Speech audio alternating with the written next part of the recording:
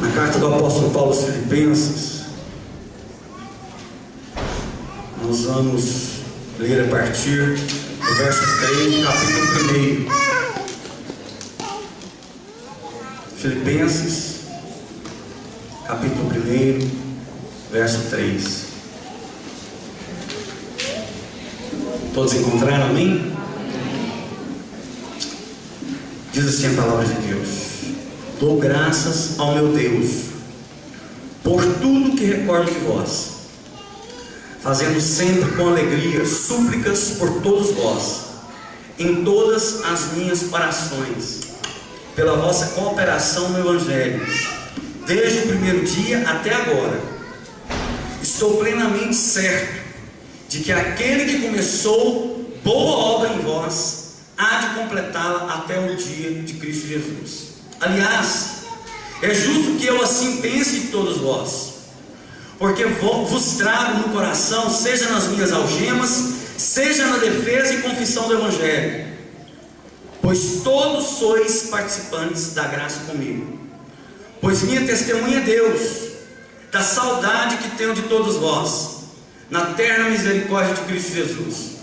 E também faço esta oração, que o vosso amor aumente mais e mais em pleno conhecimento e toda percepção, para aprovar-vos as coisas excelentes e ser sinceros, inculpáveis para o dia de Cristo, cheios do fruto de justiça, o qual é mediante Jesus Cristo para a glória e louvor de Deus.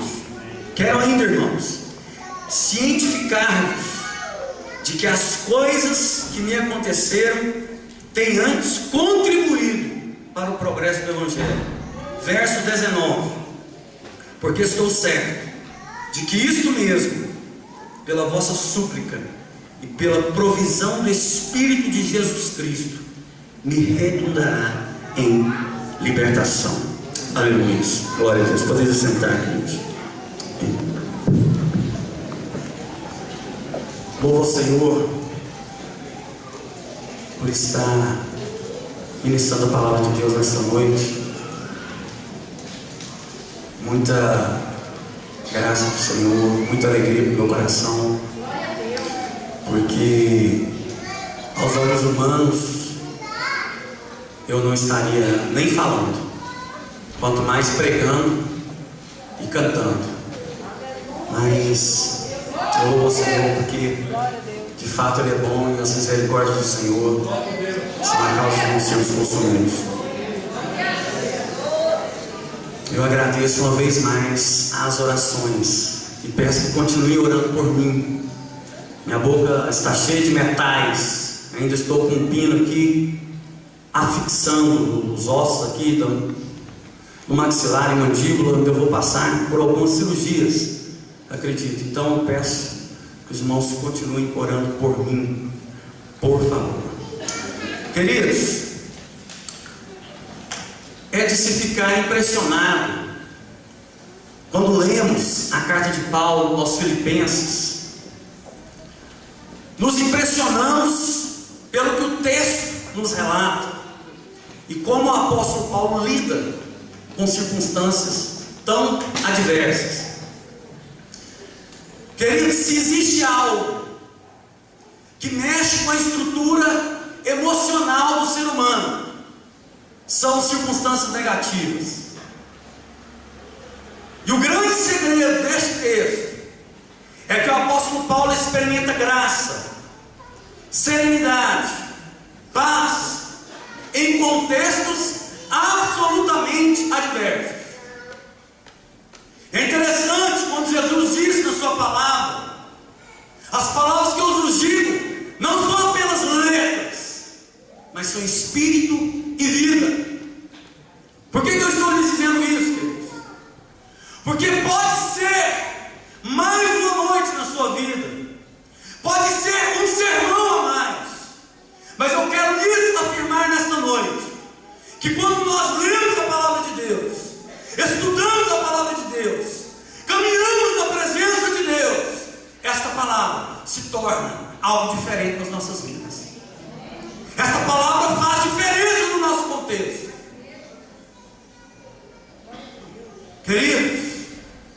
palavra de Deus tem em si um poder ativo em nós. As palavras que eu vos digo são espírito e vida.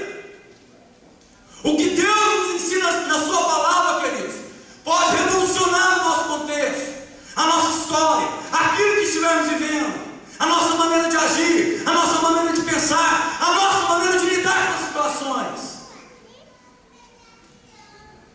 Nós precisamos ter consciência disso. E a pergunta que paira no ar é: como Paulo, o apóstolo, ele consegue manter uma atitude positiva quando as circunstâncias são tão adversas? Ele nos traz aqui 3 ensinamentos que eu quero compartilhar com vocês nessa noite. E a primeira coisa, queridos, que nos impressiona aqui nesse texto é a perspectiva de Paulo. Eu não sei qual a sua perspectiva para 2012, queridos. O que eu lhe digo nessa noite é que diante das adversidades, nós precisamos ter perspectivas positivas para esse ano de 2012. Aqui no verso 12 diz assim: quero, irmãos, ainda vos certificar de que as coisas que me aconteceram têm antes contribuído para o progresso do Evangelho. O que tinha acontecido com Paulo, queridos? Ele foi denunciado porque estava pregando em Jerusalém. Ele foi levado preso por um governo iníquo, um governo injusto, que queria dinheiro para libertá-lo. E ele apela para César, porque ele é cidadão romano. Para culminar, houve um naufrágio. E ele vai parar na ilha de Malta, picada de cobra. Mas na própria ilha de Malta, ele já prega o Evangelho para um dos principais ali. E algo fica semeado naquela ilha. Olha o que estava acontecendo, queridos, na vida deste homem. E ele foi levado como prisioneiro, então, para Roma. E diz aqui no verso de número 12: quero certificar-vos que as coisas que têm acontecido comigo têm contribuído para o progresso do Evangelho. O que ele está querendo dizer com isso, queridos? O que está acontecendo na minha vida não fugiu dos propósitos de Deus. O que está acontecendo na minha história não fugiu do controle de Deus. É isso que ele está querendo dizer. E eu chamo isso, e nós podemos chamar isso de perspectiva. Diante da crise, diante da dificuldade, diante das adversidades.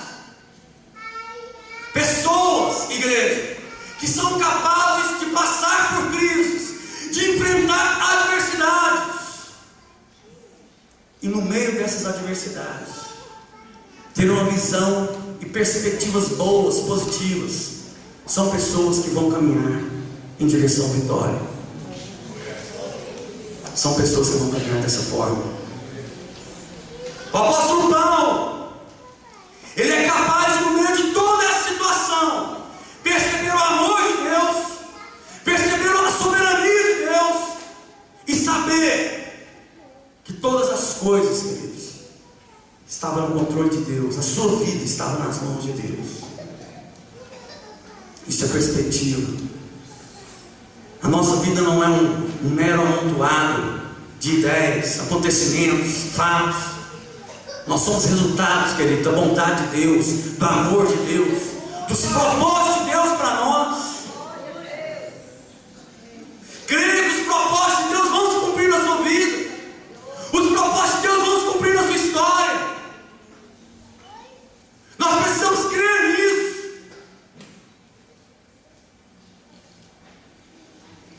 É interessante o que acontece na vida de José. Inveja dos próprios irmãos, ciúme, aliás, 2 sentimentos terríveis que todo mundo tem. E isso, eu digo ciúme não é só no contexto de casamento, ciúme de obreiro com obreiro, ciúme, enfim, por aí vai. Sentimento diabólico. Infelizmente isso acontece até mesmo dentro das igrejas. Infelizmente. José, melhor dizendo, pelos próprios irmãos, apanhou, sofreu no Egito, foi vendido como escravo. Mas, queridos, quando Deus diz basta, chega, quando Ele termina, vamos assim dizer, aquilo que Ele queria fazer na vida da pessoa, Ele honra a vida daquela pessoa. E aí os irmãos de José ficaram com medo, né? Lá no final os irmãos ficaram apavorados com a possibilidade de que José tentaria exercer vingança contra eles. E é muito interessante o que ele diz. Eu acredito que os irmãos sabem o que ele diz. Não se preocupem. Isso, depois que Jacó morreu, depois que o pai faleceu, eles ficaram com medo. E ele disse o seguinte para os irmãos: não se preocupem, Deus transformou o mal em bem. Eu não vou fazer nada com vocês, não. Por que José disse isso, queridos? Porque ele sabia que era Deus que estava no controle da sua história. Deus que estava guiando seus caminhos. Eram os propósitos de Deus na sua vida. O problema é que muitas vezes a gente só foca o problema, só olha na direção da situação adversa, só olha na circunstância. A gente não consegue ver o que Deus já fez e o que Deus continuará a fazer, queridos. Que nós possamos ter uma perspectiva positiva, mesmo em meio a adversidades. Amém? Segunda coisa, queridos, que muda a mente aqui do apóstolo Paulo, e que pode mudar na nossa mente também, e que está bem claro, é na questão da prioridade. O apóstolo Paulo tem prioridades claras. O que ele pensa da vida? O que nós observamos aqui, queridos? Eu quero agradar a Deus. Eu quero que Deus seja glorificado na minha vida. Eu quero caminhar na presença de Cristo. Eu quero fazer a vontade de Deus na minha vida. Eu quero caminhar dessa forma. Ou seja, o apóstolo Paulo prioriza Jesus Cristo na sua vida, na sua história, na sua caminhada, no seu deitar, no seu levantar. Jesus é a sua prioridade. Muitas pessoas não estabelecem esse tipo de prioridade. Aí sabe o que tem acontecido? As pessoas se tornam ansiosas. Isso é muito sério, irmãos. Essa questão de prioridade. Como que nós vamos confiar em Deus se nós não conhecemos a palavra de Deus? E se nós não temos intimidade com Deus através da oração? Confiar como, queridos? Se nós não priorizamos Jesus nas nossas vidas, na nossa história, na nossa caminhada. Se der, eu vou no culto hoje. O culto começa às 8, chega lá às 8h30, aí eu saio 10 para as 9, tá beleza. Chega atrasado e sai mais cedo. Interessante. Hoje está tendo decisão do Flamengo na TV. Vou atrasar para o culto. Decisão do Brasil, Big Brother. Eu nem sabia que estava tendo Big Brother. Fiquei sabendo hoje. E tem cristão que vê Big Brother. Misericórdia. Irmãos, priorize Jesus na sua vida. Eu acho interessante que para chegar no trabalho nós temos mais gente para ficar na fila do banco para sacar um cheque. Fica ali 4 horas, se for necessário. Para chegar no trabalho, no emprego, 6 horas da manhã, se for necessário. Tem que estar lá.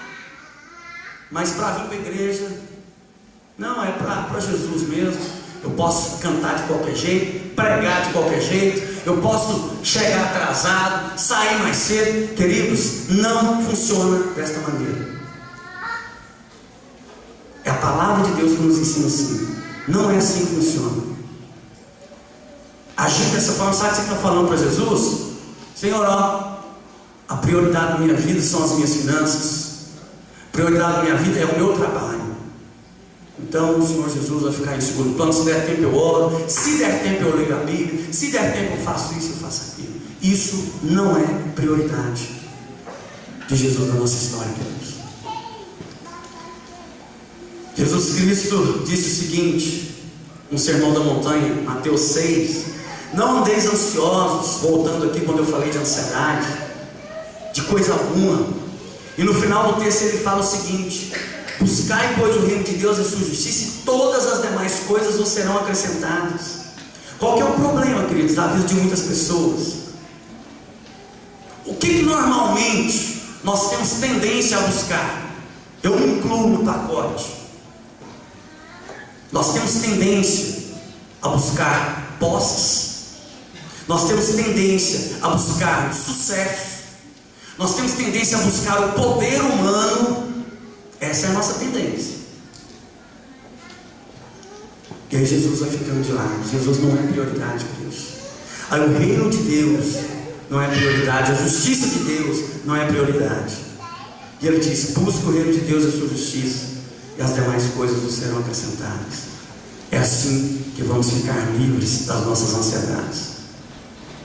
É o Senhor Jesus nos dizendo. Porque as prioridades muitas vezes são as nossas e não as que Cristo quer para as nossas vidas. Muitas vezes nós não estamos focalizando aquilo que Deus quer. A gente caminha com autocentrados, caminha com voltado para o ego.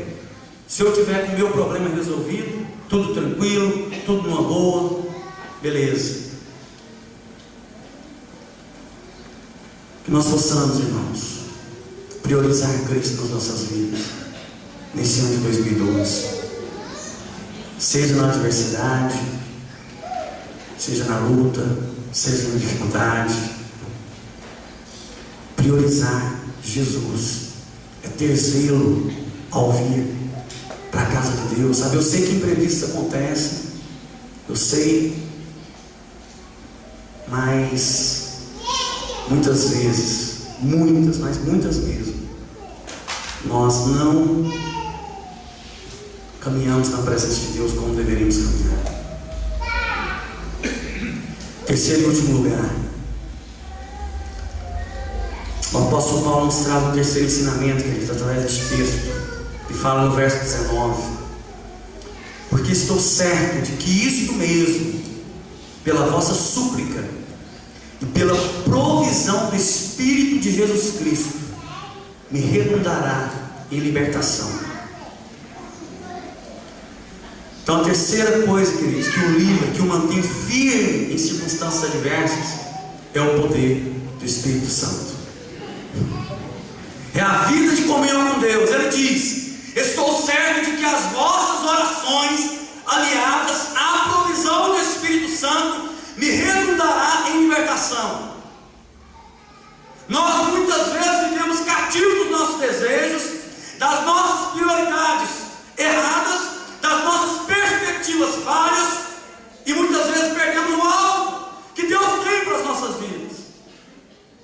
Mas o texto nos diz: estou certo de que o poder do Espírito Santo vai me capacitar. O apóstolo Paulo dizendo.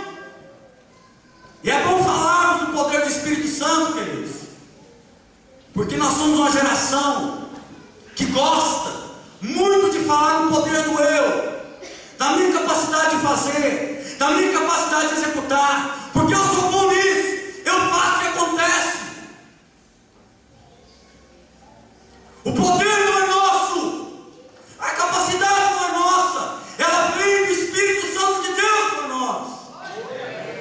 É Ele que nos fortalece, é Ele que nos capacita, é Ele que nos faz caminhar de vitória em vitória. Não somos nós, igreja, é Ele. E a palavra de Deus nos chama a atenção para nós considerarmos não o poder de nós mesmos, mas considerarmos o poder do Espírito Santo. É interessante quando Jesus vai dar a missão para os discípulos. Ele diz: vocês fiquem em Jerusalém, até que do alto sejais revestidos de poder, sejais revestidos com o Espírito Santo, porque senão vocês não vão muito longe.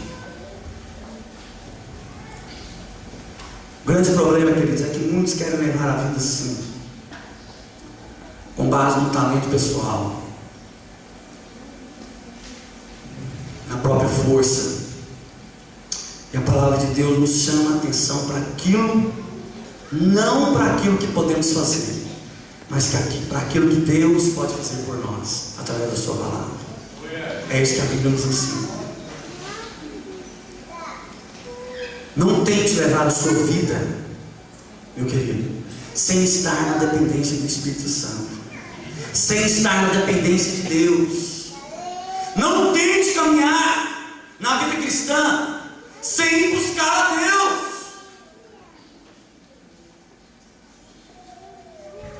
Não vai funcionar, porque é Ele que nos capacita. Queridos, a igreja não pode andar sem o poder do Evangelho. Você não será um cristão fiel, você não será um cristão cheio da graça de Deus, se você não andar no poder do Espírito Santo. O apóstolo Paulo está dizendo: o que me mantém no meio das adversidades é a ação do Espírito Santo na minha vida, porque o Espírito Santo encharca a minha alma, porque o Espírito Santo fecunda a minha alma, porque o Espírito Santo encharca o meu ser de graça, de poder, de misericórdia, de unção, de fortaleza. É Ele que me fortalece para passar por isso, é Ele que me capacita a passar por essa situação. E se eu não estou entendendo agora, eu quero confiar em Deus, porque um dia eu vou entender, e se eu não entender, está nas mãos de Deus. Ele que sabe da minha vida, Ele que sabe da minha história. É assim que precisamos confiar, queridos, plenamente em Deus. Seja na bonança, seja na dificuldade, seja na adversidade.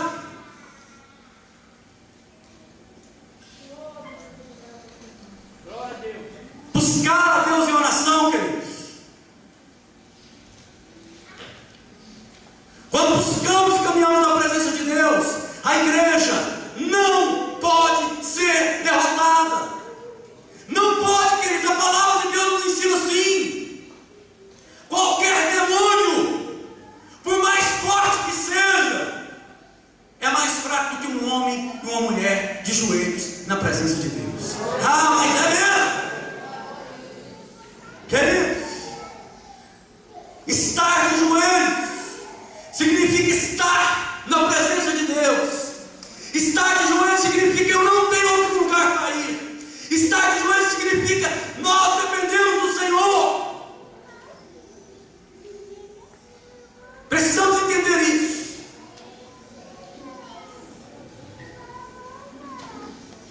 Satanás tentou ceifar a minha vida depois de casar 2 vezes. Primeira vez eu caí num muro cheio de caco de vidro, quase que eu rasguei o pescoço. Fiz uma cirurgia de 4 horas. E agora com esse acidente. Mas Deus me livrou das 2. Porque certamente Ele tem um propósito na minha vida. Queridos, confiar em Deus não basta conhecermos só a palavra de Deus. Nós precisamos conhecer a palavra de Deus e o Deus da palavra, porque senão fica faltando alguma coisa. Confiar em Deus é crermos que diante da adversidade Ele está conosco, Ele está junto. Eu não sei quanto tempo vai durar. Eu peço para Deus abreviar. Eu peço mesmo. Estamos passando por muitas lutas, muitas dificuldades, além do acidente, muitas mesmo. Eu tenho pedido para Deus abreviar, mas eu sei que Ele está no controle da história. Deus está no controle da sua vida, da sua casa, da sua família. Amém? Ele toca, queridos. Ele age por nós. Declara que o Senhor é a sua força. É o Senhor quem age na sua vida. É o Senhor que opera um milagre na sua história. É o Senhor que opera um milagre na sua saúde. É o Senhor que opera um milagre na sua vida financeira. É o Senhor que opera um milagre nos seus negócios, na sua empresa. É Ele que opera o milagre, queridos. Você precisa da força do Espírito Santo, do poder do Espírito Santo, da ação de Jesus Cristo, do poder do sangue de Jesus Cristo na sua vida e na sua história. Creia nisso. Não tente corrigir com as suas próprias forças as adversidades que você tem passado. Você não vai conseguir.